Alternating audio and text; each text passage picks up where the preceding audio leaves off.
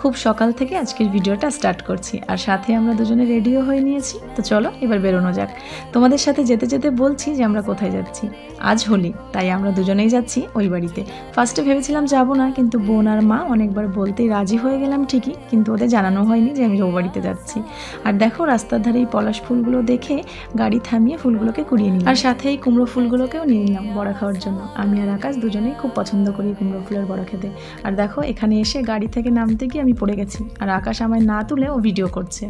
আর আমি তো সকাল সকাল বাড়িতে গিয়ে সকলকে সারপ্রাইজ দিয়ে দিয়েছি। তারপর চলে এলাম আমাদের অনুষ্ঠানের জায়গায়। এসে দেখি বেশ তোড়জোড় চলছে, খুব সুন্দর করে সবটা অ্যারেঞ্জ করেছে।